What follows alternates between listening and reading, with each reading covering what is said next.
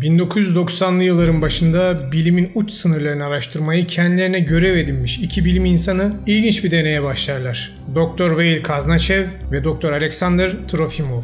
Sibirya'da bulunan Rusya Bilim Akademisi'ndeki laboratuvarlarında ilginç bir metal yapı inşa ederler. Deneyin amacı temelde insan duyu organlarının algılama sınırlarının ötesindeki şeyleri hissetmesiydi. Fakat dünyanın bu kuzey ucundaki ıssız deneysel laboratuvarda alelade bir deney olarak başlayan olay kısa zaman sonra sıra dışı bir şeye dönüşür. Üstelik sadece deneye katılanlar için değil, tüm bölge halkı için. Gökyüzünde belirlen enerji topları, makinelerin yanına yaklaşıldığında hissedilen dehşet duygusu ve atmosferdeki kuzey ışıklarının normalden onlarca kat daha parlak hale gelmesi. Tüm bu sıra dışı fenomenler doktorlarımızın deneyine ilham veren Rus dahi bilim insanı Nikolay Kozyrev'in gerçekten bir zamanlarki iddiasının haklı olabileceği gerçeğini ortaya çıkarır. Ve Nikolay Kozyrev'in iddiaları gerçekten doğruysa o zaman bildiğimiz anlamda zaman diye bir kavram yok demektir. Gerçeği Bula hoş geldiniz.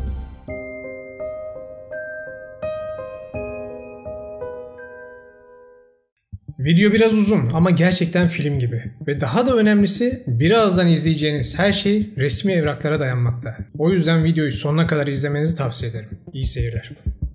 Nikolay Aleksandrovich Kozyrev.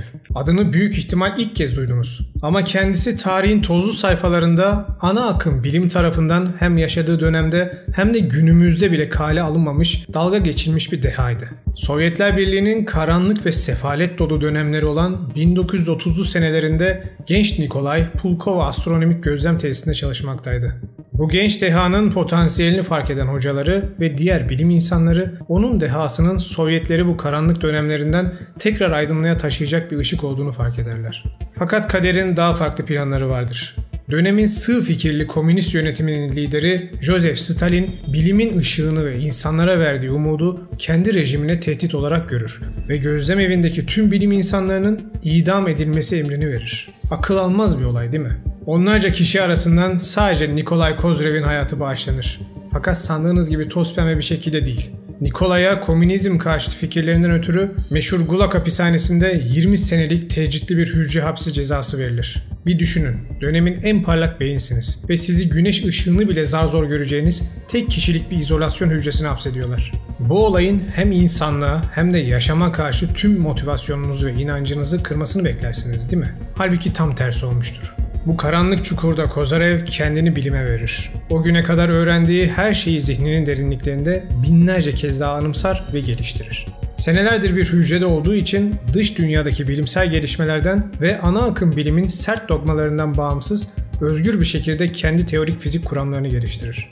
Bu esnada dışarıda olan arkadaşları ise tüm güçlerini kullanarak Stalin rejimine Nikolay'ı bırakmaları için lobi ve baskı yapmaktadırlar. Ve nihayet sonunda bu çabaları meyvelerini verir. Esaretinin üzerinden geçen 10 seneden sonra kendisi tahliye edilir. Tabii tahmin edersiniz ki tüm Sovyet bilim camiası bu dehanın tekrar aralarına dönmesinden ötürü büyük mutluluk içindedirler. Fakat 10 sene önce içeri giren o genç adamla yeniden özgürlüğüne kavuşan adam artık aynı kişi değillerdir. Seneler boyunca ana akım bilimin yönlendirmesi olmadan özgürce bilim üretmiş Kozyerev'in iddialarını okuyanlar şok olurlar. Kozyrov, Albert Einstein ve Hermann Minkowski'nin yer çekiminin bir doğal güç değil, 4. boyutta uzay zaman devamlılığının bir bozulması olduğunu ve evrendeki her kütlenin bu devamlılık üzerinde bir takım bükülmeler ve farklılıklar yarattığı konusunda yaptıkları tartışmalardan yola çıkarak şu sıra dışı sözleri söyler. Özel bir tür ayna kullanılarak doğadaki tüm güçler bükülebilir. Buna zaman da dahil. Zamanda yolculuk bu ayna ile mümkün olur. Şimdi nasıl olur diye düşünüyorsunuz değil mi? Size biraz daha açıklamama izin verin. Kozyerev'e göre zaman ve ışık aslında birbirinden çok da farklı şeyler değillerdi. Nasıl ki ışık bir tür enerji kökenli olgu ise aynı şekilde zaman da bir enerjiydi. Ve nasıl ki aynı ışıkta olduğu gibi gözümüzün göremediği ışık tayflarını teknolojimiz ile görür hale gelip algımızı arttırdıysak aynı şey zaman içinde geçerliydi. İnsanlar zamanı akıp giden ve yok olan bir şey olarak algılarlar. Gelecek yoktur, geçmiş bitmiştir. Sadece şu an vardır. Halbuki Kozyerev'e göre zaman aslında tek bir büyük parçadır ve geçmiş, gelecek gibi kavramlar yoktur. Hepsi aynı an içinde şu an var olmaktadırlar. Bunu daha iyi anlamanız için şu örneği vereyim. Zamanı akıp giden bir nehir olarak düşünün. Siz de onun üstündeki bottasınız ve zamanın akışı ile hareket ediyorsunuz. İşte Kozarev'e göre nehirde ileriye doğru hareket ediyor olsanız bile arkanıza baktığınızda o biraz önce geçtiğiniz yer ve nehir halen orada durmaktadır. Kozarev şöyle devam eder. Bu zaman nehrinde giden bota bir güç uygularsak botumuzu yavaşlatabilir, hızlandırabilir, hatta akıntının tersine doğru hareket etmesini bile sağlayabiliriz. Çünkü sonuçta zaman nehri her daim başından sonuna kadar orada sabit durmaktadır. Üzerinde hareket eden sadece botumuzdur. Kozarev bu teoriyi geliştirirken kendisinin ortaya attığı evrendeki burulma alanlarından yararlandığını söylemiştir. Bu olayı kısaca şöyle özetlemek istiyorum. Kozarev'e göre Einstein'ın genel görelilik teorisinde bahsettiği büyük kütlelerin uzayın yapısını bükerek zaman ve yerçekiminde değişimler yaratmasının sebebi atom altı parçacık enerjisi değil, zaman enerjisiydi. Kozarev o zamanlar için çılgınca bir iddia olarak görülen uzaydaki boşlukların aslında boşluk olmadığını, göremediğimiz bir güç olan eter ile dolu olduğunu söyler. Eter olayı aslında antik zamanlardan beri insanların konuştuğu bir konudur ve hepimizi saran bir güçtür. Fakat 19. yüzyıl sonrası bilim bu fikri saçma bulup piyasadan kaldırmıştır. Çünkü o zamanların bilimine göre, ki bu pek çok şey için halen geçerli, bilimin tespit edemediği bir şey onlar için yok hükmündedir. Ne kadar saçma ve egoistçe bir yaklaşım değil mi? Kozarev'e göre nasıl ki bir kuş uçmak için havayı kullanıyorsa ya da bir balık yüzmek için suyu bir aracı olarak kullanıyorsa, evrende de yapılar ve nesneler bir aracının içinde onun yardımıyla hareket etmelilerdir. Ve o buna eter demişti. Tabi seneler boyunca herkes adama deli gözüyle baktı. Ta ki karanlık madde ve karanlık enerjinin var olması gerektiğini anladığımız güne kadar. Evet, günümüzde artık biliyoruz ki uzay boşluğu dediğimiz şey aslında bir boşluk değil. Hatta evrende boş diye bir kavram bile yok. Her şeyle etkileşimde bulunan karanlık madde ve karanlık enerji diye güçlerin mevcut olduğunu anladık. Şu anki teknolojimiz ile bunu tespit edemedik ama galaksilerin hareketlerini analiz ederek devasa bir gücün evreni şekillendirdiğini artık biliyoruz. Kozarev'in tek suçu bunu resmi keşfinden onlarca yıl önce demiş olması ve kelime olarak karanlık enerji, kuantum köpük vesaire gibi bir şey değil, antik metinlerde geçen eter kelimesini seçmiş olmasıydı. Ana akım bilimin adama deli gözüyle bakması trajik derecede aptalca bir olay değil mi? İşte nasıl ki suyun içinde yüzen bir balina hareketleriyle yüzeyde burulmalar yaratıyorsa, Kozarev'e göre evrende hareket eden gezegen, yıldız gibi nesneler de evrenin yapısında bu tarz burulmalar yaratıyordu. Ve bu burulmalar tespit edilirse ya da doğru şekilde yönlendirilirse, zaman enerjisinin de her şeyin temelinde olduğu savı ile yola çıkarsak, geçmiş ya da geleceği görmek ve belki teknoloji geliştikçe oralara hareket etmek bile mümkün olabilirdi. İşte Kozarev'in aynası tam olarak bu gücü sağlıyordu. Nasıl ki klasik bir ayna ışığı bükerek ya da kırarak yönlendiriyorsa, tasarladığı özel ayna yapısı da bunu zaman için yapıyordu. Tabi her daim eleştirdiğim ego ve kalıplarla körleşmiş bilim, Kozarev'in iddialarına tabiri caizse bir taraflarıyla gülerler. Ve onun tasarımını test etmeye bile layık görmezler. Çağlar boyunca tüm dehalar bu sığ egoistlerin baskısına maruz kalmıştır.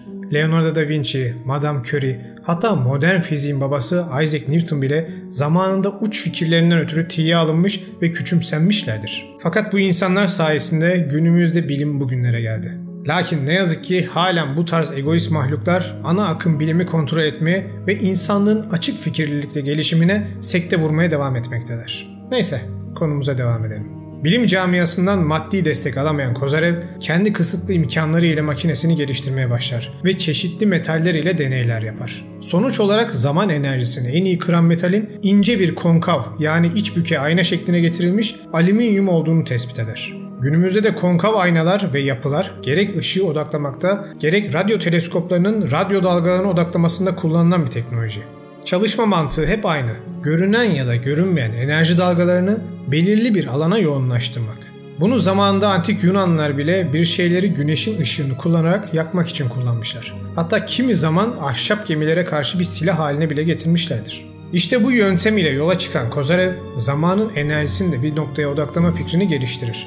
Bu sayede makinenin içindeki kişi geçmişi ve geleceği aynı anda deneyimleme şansına sahip olacaktır. Kozarev makinesini tasarlar. Doğada da görebileceğimiz Fibonacci oranlarına sahip spirallerin şekillerinden yola çıkan Kozarev, dikey yapıda alüminyum iç büke ayna spiralini ortaya çıkarır. Kozarev'in teorisine göre zaman enerjisi bu spiralin merkezine doğru bir girdap oluşturup biraz önce de dediğim gibi deneyin zamanın çeşitli anlarını aynı zamanda görmesini sağlayacaktı. Artık büyük deney için her şey hazırdır ve belki de insanlık tarihinin en büyük keşiflerinden birisinin şafağındayızdır. Fakat ne mi olur? 1983 senesinin Şubat ayında Kozarev aniden hastalanır ve sadece birkaç gün içinde hayata gözlerini yumar. Otopsi raporuna göre ölüm nedeni bilinmiyor olarak yazılır ve dünya bir dehasını daha şüpheli bir şekilde kaybeder. Fakat Kozarev'in ölümüyle olay bitmez. Tam tersi yeniden başlar. Çünkü her ne kadar o zamanlar meslektaşları Kozarev'e gülmüş olsalar da onun teorilerini ciddiye alan iki grup vardı. KGB ve CIA.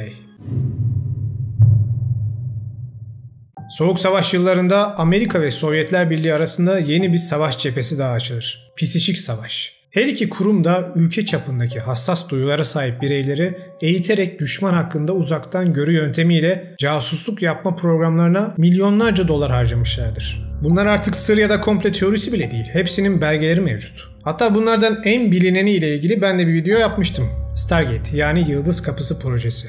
Biraz önce de dediğim gibi Sovyetler de bu konulara çok ciddi emek ve zaman ayırmıştı.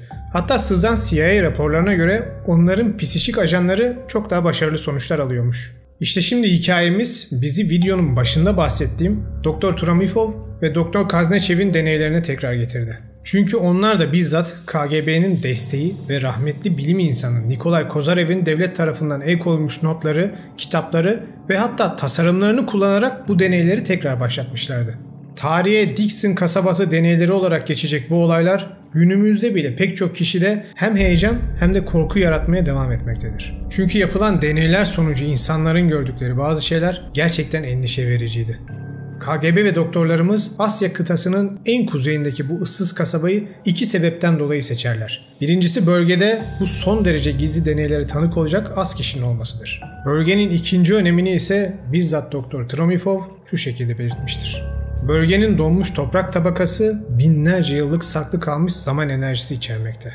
Değerli doktor Kozorov'un da dediği gibi maddenin sıvıdan katıya geçmesiyle birlikte nasıl ki bir kil çömlek piştiği an dünyanın manyetik kayıtlarını içinde tutuyorsa donan su da zamansal enerjiyi bünyesinde hapseder ve erime gerçekleştiğinde bu enerji salınır ve tespiti daha kolay hale gelir. Dixon'da yapılan bu deneyler o kadar uç bir bilim konusuydu ki kimsenin ne olacağına dair en ufak bir fikri bile yoktu. Ve pek çok kişinin de daha sonradan dediği gibi ne olacağını bilselerdi bunu katiyen yapmazlardı. Birazdan size anlatacağım deneyler ve sonuçları tamamen resmi evraklara, bizzat doktorların yazdığı kitaplara ve kaydedilmiş denek kayıtlarına dayanmaktadır. Yani hepsi resmi devlet evrakları. Öyleyse deneyin birinci günüyle başlayalım. Doktorlarımız bugüne ilginç bir isim vermişler. Dehşet günü. Üçümüz çalışmak için psikolojik araştırma odasına geldik. Odaya daha girer girmez ortamdaki duygusal gerilimi hissedebiliyordunuz. Bir daire içinde 3 noktanın olduğu bir resim bulduk. Aramızdan birisi bunu Kozarev aynalarının içine koymamızı söyledi. Fakat bunun bu kadar zor olacağını tahmin bile edemezdik. Aynaların yanında duramıyorduk bile. Yaşadığımız korku hissi tarif bile edilemezdi. Sanki o dehşet duygusu içimizdeki bir his değil, karşımızda duran bir varlık gibiydi. Uzansam ona dokunabileceğimi bile hissettim. Hiçbirimiz daha önce böylesine ezici bir his yaşamamıştık. Aynalara yaklaşmaya çok korkuyorum. İş arkadaşlarımdan birisi barış sembolünü aynalara koymaya karar verdi. Elini uzattığı an çocuklar gibi titrediğini fark ettim. Ben de göğsümün korku ile sıkıştığını hissediyorum. Sanki buz gibi bir suya atlamak gibi. Korku hissi içimde o kadar büyüdü ki odadan koşarak kaçmak zorunda kaldım. Odaya tekrar girdiğimde ise sanki başıma bir darbe almışım gibi yere yığıldım. Psikolojik baskının sebebinin Kozarev aynaları olduğunu düşünüyoruz. Çünkü onlara ne kadar yaklaşırsak korku ve dehşet hissi o kadar artıyor. Kendimi dengesiz ve sarhoş gibi hissediyorum. Yaklaştıkça ellerim titriyor ve başım dönüyor. Aynalardan uzaklaştığımda kendimi biraz daha iyi hissediyorum. Saat 11. İkinci denememde de aynalara çok yaklaşamadım. Korku hissi akıl alır gibi değil. Saat 11:50. Kendimi toparladıktan sonra barış sembolü olan kağıdı merkeze koymayı denedim. Ellerimin titremesini durduramıyorum. Alanın içinde siyah bulutlar gördüm. Sanki bütün aynalar bu bulutlar ile kaplıydı. Saat 1. Bütün odayı garip bir madde doldurmuş gibi. Kozarev spiralinden gelen korku o kadar güçlü ki aynalarla aramıza bir haç koymak durumunda kaldık. Bu bize biraz da olsa rahatlama hissi verdi. Ama saat 2'de korku ve dehşet hissi o kadar yoğun bir hal aldı ki odadan çıkmak zorunda kaldık. İş arkadaşım sigarasını almak için odaya geri döndü. Tam o anda aynalardan bir anda mor bir flash ışığı şeklinde bir parlama geldi. Sanki bir ağacın kökleri gibi gözüküyordu. Oradan kaçarak uzaklaştık. Sanki tam arkamda kara bir bulut beni takip ediyor gibiydi. Gece hiç uyuyamadım. Sabah ise baş ağrısıyla uyandım. Doktor Kaznaçev ve Doktor Trafimov'un notlarına göre bu olayların olduğu esnada tesisin güvenlik görevlisi havada hareket eden ışık topları görmüş. Doktor yazısına şöyle devam eder. Denekler ellerinde Nicholas Roerich'in barış sembolüyle aynaya yaklaşmayı denediklerinde bir güç alanının onları engellediğini tespit ettik.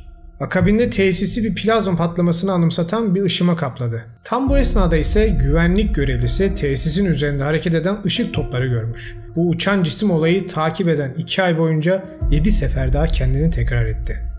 Deneklerin kendilerine gelmesi ve atmosferdeki o korku hissinin kaybolması için deneylere ara veren doktorlarımız 25 Aralık'ta deneylerin bir sonraki aşamasına başlarlar. Bu sefer denekler Kozarov aynalarının merkezindeki bölmeye girerek zihin egzersizlerine başlayacaklardır. Denek yerini alır, çalışanlar bölmeyi saat yönünde 1,5 tur döndürürler ve her deneyin yaşadığı ilginç olaylar başlar. Doktor Trafimov yaşananları şu şekilde anlatmıştır. Kozarev aynalarına giren tüm denekler gözlerinin önünde ilginç sembollerin belirdiğini söylediler. Sanki neon lambalar gibi ışıldayan semboller. Hepimiz gördük ve hayranlıkla onlara baktık. Cidden çok belirgin haldelerdi. Kitaplarında doktorlarımız bu sembolleri detaylı şekilde paylaşmışlardır. Deneyin bu aşaması 6 ay boyunca devam eder ve 1991 senesinin Mayıs ayında psikik olarak görülen sembolleri içeren rapor hazırlanır. Ekranda gördüğünüz bu çizimler birbirinden ayrı deneklerin farklı zamanlarda yaşadıkları deneyim sonucu gördükleri sembollerdir. Unutmayın, hiçbiri diğerinin ne gördüğünü bilmiyor. Gün içinde deney boyunca birbirleriyle iletişim kurmalarına izin verilmemiş. Buna rağmen hepsi aynı sembolleri görmüşler. Gelin biraz sembolleri inceleyelim. Tüm deneklerin gördüğü şu göz sembolünü hemen tanımışsınızdır. Meşhur her şeyi gören göz sembolü. Tarih boyunca gerek gizli örgütler gerek antik Mısırlılar tarafından kullanılmış bu sembol 3. gözümüzü sembolize eder. Yani beynimizin içindeki ruhani gözümüzü. Konu hakkında detaylı bilgi almak isteyenler 3. göz videomu izleyebilirler. Dikkatimizi çeken ikinci sembol ise daire içindeki 3 nokta sembolü. Bu sembol hayatını Agartha ve Şambala ülkelerini bulmaya adamış mistik maceracı Nicholas Roerich'in kullandığı barış sembolü. İlginç bir şekilde kayıtlarda biraz önce dinlediğimiz denekler aynalara ortamdaki korkuyu yenmek için ilk bu sembol ile yaklaşıyorlar. Fakat sembol tam tersi bir etki yaratıp hem korkuyu arttırıyor hem de en nihayetinde anlatılanlara göre spiral yapıdan karanlık bulutların çıkmasına sebep oluyordu. Roerich bu sembolü Asya gezilerine ilk çıkarken Hristiyanlıktaki kutsal Trinity yani üçleme sembolü olarak seçtiğini söylemiştir. Fakat daha sonra Agartha'yı aradığı yıllar boyunca sembolün kadim Asya kültürlerinde de Hristiyanlıktan binlerce yıl önce kullanıldığını gördüğünü anlatmıştır. Kim bilir, belki de barış sembolü olarak bildiği çizim aslında çok daha farklı bir manaya sahiptir. Olaylar daha da çılgınca bir hal almadan önce bu sembol hikayesinde biraz daha ilerleyelim. Çünkü bazı önemli noktalar var. 1997 senesine gidiyoruz. Geçen yaklaşık 7 sene boyunca toplanan 1200 sembol tekrar etme sıklıklarına göre listelenir ve Rusya Dil Bilim Akademisi ile paylaşılır. Yapılan araştırmalar sonucu sembollerin %80'inin antik medeniyetlerin de kullandığı semboller olduğu ortaya çıkar. Ve bu medeniyetler arasında birisi öne çıkmaktadır. Dr. Trafimov şöyle yazmıştır. İlk başta sembollerin bize gönderilen bir mesaj olduğunu düşündük. Daha sonra anladık ki gördüğümüz sembollerin çoğu Sümer medeniyetine ait sembollermiş. Ki tabletlerde bulunan onlarca sembol bizim deneklerimizin gördükleriyle birebir aynı. Bir şekilde büyük bir metafizik bilgi ağına girdiğimize inanıyorum. Bize denk gelen kısmı ise antik Sümer medeniyeti ile ilgili olanıydı. Bildiğiniz üzere yazılı tarihimizin ve bizzat yazının Sümerler ile başladığını düşünüyoruz. Tabii işin içine Sümerler olunca olaylar biraz daha değişmeye başlıyor. Çünkü bu medeniyet bize her daim onlara tanrılarının bu bilgileri verdiğini iddia etmiş ve günümüzdeki antik uzaylı kavramının doğmasına sebep olmuşlardır. Nitekim Kozarev aynası deneyleri de bizi benzer bir sonuca çıkarmış olabilir. Çünkü deneyin bir sonraki aşamasında katılımcılar bizzat bu canlıları gördüklerini söylemişlerdir. Dixon kasabasına geri döndük. Sene 1991. Deneyler sırasında tek gözüken şey parlak antik semboller değildi. Hatta projenin ilk haftalarında deneyler sıklıkla insanların yaşadığı ani baş dönmeleri, korku hissi ve migren ağrılarından dolayı durduruluyordu. Zamanla denekler bu yan etkilere karşı direnç kazanıp spiralin içinde daha uzun durmaya başlamışlardır ve onların anlatımı ile şu olaylar yaşanmaya başladı. Kozarev alanının içinde olmak. İlk başta hiçbir şey hissetmedim. Fakat birkaç dakika sonra bir insan figürü görmeye başladım. Tamamen her şey bembeyazdı. 30 saniye içinde de her şey bitti. Kozarev alanında kendimi ölü gibi hissettim. Gözlerimi kapattığım an yukarıda uçan bir cisim gördüm. Daha sonra her şey karardı ama sonra tekrar aydınlandı. Daha önce hiç bulunmadığım bir odadaydım. Odanın ortasında biri durmaktaydı ama suratını göremiyordum. Yavaş bir şekilde konuşmaya başladı ve şöyle dedi. Gezegeniniz büyük bir tehlikeyle karşı karşıya. O acı çekiyor. Yakında bir felaket olabilir. Ona ne zaman diye sordum ama bana cevap vermedi. 5 dakikadır Kozarev alanındayım. Kendimin 5 yaşındaki halini görüyorum. Elbiseleri hatırlamıyorum ama ayakkabılarım dün gibi aklımda. Tam kendime dokunacakken buz gibi bir hisse kapıldım ve uyandım. Kozarev alanına girdiğimde sanki dalgalar başıma ve kulaklarıma vuruyordu. Bir ara ayaklarımı hissedemez oldum. Hemen akabinde beyaz elbiseli uzun bir adam yavaşça bana döndü. Sonra gözümün önünde aniden bazı görüntüler belirmeye başladı. O an sanki birisinin benim odamda nefes aldığını duyar gibi oldum. Ama sonra odada bir tek ben olduğumu anlayınca rahatladım. Kozarev alanında uçan bir cisim gördüm. Yavaş bir şekilde alçalıyordu. Siyah bir yapıya ama beyaz camlara sahipti. Sonra aniden yükseldi ve gitti. Sadece bu duyduklarınız da değil, bazı denekler alana girdiklerinde kendilerini antik Roma generallerinin gözünden savaşı izlerken ya da Pompei şehri volkanik patlama sonucu yok olurken oradaki insanların gözünden yaşananları gördüklerini dile getirmişlerdir. Doktorların yayınladığı istatistiklere göre testlere katılan deneklerin en sık gördükleri olgulardan birisi de katılımcıların %75.4'ü tarafından görülen UFO'lar ve %68'i tarafından görülen bir izleyicinin varlığı olgusuydu. Denekler bu izleyici varlığı beyaz elbise içinde yüzü olmayan insanımsı bir silüet olarak tanımlamışlardır.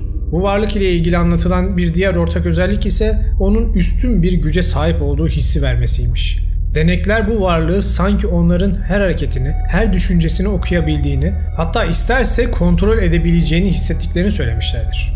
Deneyin ortaya çıkardığı bir diğer sonuç da katılımcıların odada kalış sürelerine bağlı olarak zamanda daha geçmişe dönük olayları görmeleri olgusuydu. Dr. Torfimov şöyle demişti. Denekler gönüllü olarak alanda daha fazla kaldıklarında, mesela birkaç saat boyunca kendilerini özellikle Roma dönemine denk gelen bir çağdaki olayları gözlemlerken buluyorlar. Hem de çoğu zaman bizzat o olayları yaşayan gerçek insanların gözünden görerek. Makinenin bu metafizik özelliklerinin yanında KGB spesifik olarak bu cihazın uzak haberleşme için kullanılabileceğini denemek istiyordu. Bunun için makinenin aynısı ana deneyin yürütüldüğü Dixon kasabasından yaklaşık 2000 kilometre ötede bulunan Novosibirsk kasabasındaki tesislerde de inşa edilir ve uzaktan iletişim deneyleri başlar. Sonuçlar ise şok edicidir. Dixon'daki deneklerden daha önceden tespit edilmiş sembolleri akıllarında canlandırmaları ve bu imajı 2000 kilometre ötedeki diğer alıcıya aktarmaları istenir. İlk başlarda deneyin başarı oranı %10 civarındadır. Ama ne zaman ki atmosferdeki güneş fırtınalarına bağlı elektromanyetik hareketler artar, işte o zaman başarı oranları bir anda %50'lere kadar yükselir. Sanki farkında bile olmadan bilincimiz ve algımız dünyanın manyetik dengeleriyle bağlantıdaymış gibi değil mi? Aynen yıllar önce teorinin yaratıcısı olan Nikolay Kosarov'un da iddia ettiği gibi.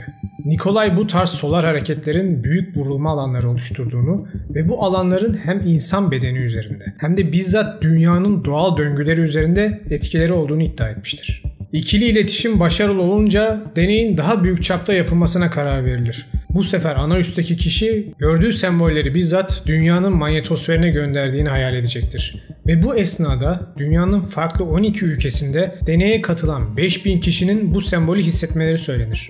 Sonuç ne mi olur? Manyetosfer hareketleri zirvedeyken %95'e varan oranlarda başarı elde edilir. Tabii olay deneyi senelerdir gizlice izleyen CIA'yı de şok eder ve olaya dair yazdıkları raporlarında özellikle şamanik inanç geçmişine sahip ailelerin küçük kız çocuklarının bu tarz duyu dışı algılamalara çok yatkın olduklarını belirtmişlerdir. Örneklerden bazılarını sizinle paylaşmak istiyorum. Deney esnasında ana merkezdeki kişiden 63 numaradaki bu şekli zihninde canlandırması ve manyetosfere göndermesi istenir. Deneye katılan diğer yerlerdeki çocukların ise gördükleri bu yansımayı hissedip çizmeleri söylenir ve bu sonuç ortaya çıkar. 32 numaralı sembolde ise bu sonuç alınır. Tüm bu sonuçlar her ne kadar ilginç olsalar da deneylerin yapıldığı dönemlerde bölgede de son derece sıra dışı olaylar yaşanmaya başlar. Dixon kasabası daha önce de dediğim gibi Kuzey Kutbu'na çok yakın bir konumda bulunmasından ötürü kuzey ışıkları olarak bilinen aurora fenomeninin sık sık görüldüğü bir yer. Yani halkın son derece aşina olduğu bir doğa olayı. Fakat 27 Aralık'ta halkın hiç aşina olmadığı bir olay yaşanır. Saat 12'yi 10 geçe kasabada yaşayan yüzlerce kişi binlerce çeşitli renge sahip ok benzeri oluşumların atmosferden sanki yere inip deneylerin yapıldığı tesiste yoğunlaştığını söylemişlerdir. Tam bu esnada doktorlarımız Dixon'lı bir yerel sanatçı olan V. Korolev ile ayna deneyleri yapmaktadırlar ve ondan gördüğü imgeleri elindeki kağıtlara hızlıca karalamasını istemişlerdir. Köylülerin bahsettiği olay vuku bulduğunda tesisteki tüm elektronik ekipmanlar arıza vermeye başlar. Fakat doktorlar deneyi durdurmazlar ve deney sorunsuz bir şekilde tamamlanır. Yaşanan bu ilginç atmosferik olay sonrası tesis çalışanları binadaki tüm metal objelerin manyetize olduğunu fark ederler. Ve bunun üzerine doktorlarımız bölgede bulunan jeofizik gözlem tesisiyle iletişime geçip yaşananların sebebini bilip bilmediklerini sorarlar. Gözlem merkezi o saatlerde atmosferdeki elektromanyetizmi refere eden nanotesla düzeyinin normal sayılan 60.000 birimden 990.000 birime fırladığını söylerler ve bunun ancak büyük bir güneş fırtınası ile olabileceğini anlatırlar. Fakat hiçbiri köylülerin dediği gibi bu aurora çizgilerinin neredeyse yere kadar inip binanın etrafında yoğunlaşması olayını açıklayamazlar. Tüm bu olaylar yaşanırken Kozarev alanında çizim yapmakta olan Korolev ise ilginç bir deneyim yaşamıştır. Sanatçı alanda kaldığı süre boyunca 3 karalama yapmış. Bunlardan ilki etrafına ışık saçan 3 büyük piramidi resmettiği bu görsel. İkincisi ise uzaydan dünyaya indiğini gördüğünü söylediği bu yuvarlak uçan cisim. Sonuncusu ise yine dünyanın üzerinde gördüğünü söylediği bu 2 siyah uçan cisim. Şimdi bunlar size basit ve anlamsız çizimler olarak gelebilir. Ama bu çizimlerden birkaç gün sonra sanatçının çizdiği bu UFO'lar tesisin ve kasabanın üstünde herkes tarafından görülmeye başlanır. Görgü tanıkları manzarayı şu şekilde anlatırlar. Parlak sarı renkli üçgeni anımsatan bir cisim gördüm. Şeklini yavaşça üçgenden oval bir forma doğru dönüştürdü. Bu esnada yaydığı ışık miktarı da değişti. Yarım daire şeklinde parlak sarı bir cisim gördüm. Rengi yavaş yavaş değişiyordu. Parlaklığı da nabız gibi artıp azalıyordu. Sonra şeklini yarım daireden üçgenimsi bir hale getirdi. Gökyüzünde şeklini yarı daireden üçgene doğru çeviren parlayan bir cisim gördüm. Sanki ışıma cismin alt kısımlarından yayılıyor gibiydi. Kuzeyden gelen bir UFO gördüm. Gitgide büyüyordu. Daha sonra yönünü kuzeybatıya çevirdi. Objenin etrafından sanki bir ışık yayılıyordu ve arkasında ise ışıktan bir iz bırakarak benden uzaklaşıp gözden kayboldu. Tam 4 dakika boyunca onun hareketlerini izledim. Dixon kasabası üzerinde uçan bir UFO gördüm. Son derece parlak bir top gibiydi ve arkasında uzunca bir ışık izi bırakıyordu. Yaklaşık 1 dakika boyunca onu izledim. Sonra olduğu yerde durdu, etrafını bir duman kapladı ve gözden kayboldu. Bu son olayla beraber deneyin sonlanmasına kadar geçen zaman boyunca bir daha UFO vakası yaşanmaz. Ama bu sefer de deneklerde bazı ilginç değişimler meydana gelmeye başlamıştır. Deneylerin sonlanmasından sonra bazı deneklerde kontrolsüz şekilde artmış duyu dışı algılama tespit edilmeye başlanır. Bizzat katılımcıların verdikleri raporlara göre kimileri istemeden telepatisel yetenekler kazanmış, kimilerinin ise yıllardır çektikleri kronik rahatsızlıkları yok olmuştu. Deneklerden birisi sürekli olarak Kozarev alanındaki o uçma hissine kapılıp balkondan atlamak istediğini söylemiştir. Çünkü atlasa bile havada duracağına inanmıştır. Deneylerin sonlanmasından aylar sonra bu yan etkilerin yavaş yavaş kaybolduğu gözlemlenmiştir. Sıra dışı bir deney ve hikaye değil mi? Açıkçası ben de araştırırken bu kadar derinleşeceğini düşünmemiştim. Peki bu deneyler neden devam etmedi? Neden hiçbirimizin bunlardan haberi bile yok? Gelin biraz da bu konuyu inceleyelim. Öncelikle bu deneyleri bilimsel dergilerde ya da makalelerde görmemenizin en büyük sebebi ana akım bilimin bunu bir bilim dalı olarak görmemesidir. Video boyunca da dediğim gibi pek çok egomanyak bilim kuruluna göre metafizik alana giren konular ciddiye bile alınmaz. Her ne kadar ana akım bilim bu konuyu ciddiye almamış olsa da bizzat başını KGB ve CIA'nin çektiği kurumlar son derece ciddiye almışlardır ve konuya büyük bütçeler ayırarak deneylerini yapmışlardır. İşin Sovyet ayağının birliğin dağılmasından sonra bu evrakların bildiğiniz anlamda ortalığa dağılması sayesinde biliyoruz. İşin CIA ayağını ise Amerikan bilgi alma yasası gereği yayınladıkları bazı evraklar sayesinde biliyoruz. Ama bu yasaya rağmen CIA kendi çapında yaptığı Kozarev aynası deneylerine dair hiçbir belgeyi paylaşmadı ve son derece gizli olarak sınıflandırmaya devam etti. Bu konu ile ilgili bildiğimiz en iyi veri Stargate projesi ile alakalı. Peki ya deneyi bizzat yürüten Dr. Kaznachev ve Dr. Tomorov? Dr. Kaznachev deneylerin sonlanmasından sonra bir süre daha araştırmalarına devam eder. Fakat zamanla korku ve uykusuzluk kaynaklı ansiyete sorunu yaşamaya başladığını anlatır. Bunun üzerine kendi dalında emekli olarak uluslararası hukuk konusunda Birleşmiş Milletler'e danışmanlık görevi yapar. Üstelik ele aldığı konuda ülkelerin psikik deneyler ve psikik silahlar yapmasının önlenmesi üzerinedir. Konu hakkında basına verdiği son demeçte Kaznachev şunları söylemiştir. Aynaların sırrını daha halen tam olarak anlamış değiliz. Onlarla çalışmak büyük riskler içeriyor. Sadece bilinmeyene açılan bir kapı olmakta kalmıyorlar. Başka insanların zihinlerine açılan bir kapı da olabiliyorlar. Ve bu da bundan habersiz kişiler için büyük bir tehlike yaratıyor. Kaznachev konuyu şu sözlerle kapatır. Yaptığımız deneyler bize sadece fiziksel evrende yalnız olmadığımızı değil, aynı zamanda metafizik evrende de birilerinin olduğunu gösterdi. Ve bu deneyleri şu anki sığ metafizik görüşümüz ile devam ettirmemiz halinde karşımızdaki varlıklara karşı hem kendimizi hem gezegenimizi açık hale getiriyoruz. Ve ne yazık ki onların iyi mi yoksa kötü mü oldukları hakkında bir bilgimiz yok. Büyük kozmik bilincin sırları belki de karşılaştığım en rahatsız edici kavram. Deneyi yürüttüğü meslektaşı Tomorov ise takip eden yıllar boyunca deneylerine ve konu hakkında makaleler yayınlamaya, konferanslarda konuşmalar yapmaya devam etmiştir. Hatta kendisi şu sıralar rahmetli Doktor Nikolay Kozarev'in vurulma teorilerini kullanarak dünya üzerindeki sismik hareketlerin öngörülmesini sağlayan çalışmalar yürütmektedir. Normalde jeofizik bilimi bu tahminleri %8 ila 10 arası bir başarı oranı ile yaparken Tomorov'un kurduğu grup şu an %60'lara varan bir başarı ile sismik hareketlerin tahminlerini yapmakta. Aranızda bu ikilinin doğruluğunu sorgulayan şüpheciler olması son derece normal. Ama şunu unutmayın, burada bundan nasıl zengin olurum diye düşünen Amerikan popülist komploculardan bahsetmiyoruz. Deney bizzat Sovyet rejimi ve akabinde Rus devleti tarafından KGB gözetimi ile yürütülüyor ve raporlanıyor. Bu yönetimlere deneyiniz hakkında yalan söylemek sizin için pek de iyi sonuçlar doğurmaz. Nitekim KGB bu olay sonrası testlerde başarı gösteren psikikler üzerinde daha farklı çalışmalar da yapmıştır. Bunların da belgeleri mevcut. Hatta bizzat Dr. Kaznachev'in Birleşmiş Milletler'de bu deneylerin sonlandırılması talebi de KGB'nin yaptığı ve pek çok deneyin ölümü ile sonuçlanan psikik deneylerden dolayı olmuştur. Unutmayın, sadece KGB de değil, CIA de bu deneyi ve sonuçlarını yakından takip edip kendi deneylerini başlatmışlardır. İşin bilimsel olarak mümkün olmayacağını, ana akım bilimin her daim her şeyin en iyisini bildiğini düşünenler için de bir gelişmeden haber vereyim. 15 Mart 2023'te New York Üniversitesi'nde görev alan bazı açık fikirli bilim insanları zamansal verileri geliştirdikleri araçlar ile yansıtmayı başardılar. Zaman yansıması olarak bilinen bu uç teori de böylelikle Mart ayında kanıtlanmış oldu. Yani Nikolay Kozarev bir kez daha haklı çıktı. Zaman sandığımız gibi doğrusal olarak akan farazi bir kavram değil, veri taşıyabilen bir enerjiydi. Bu son derece kafa karıştıran bir konu, farkındayım. Ama potansiyeli inanılmaz. Zamanın enerjisini kontrol ettiğinizi bir düşünün. Hastalıklar, yaşlılık, felaketler. Bunların hepsinin önüne geçebilir ve gerçekliğe karşı olan bakış açımızı baştan tasarlayabiliriz. Bir Marvel filmi olan Doctor Strange'de bu enerjiyi kullanan bir alet güzel bir şekilde bizimle paylaşılmıştı. Zaman taşı.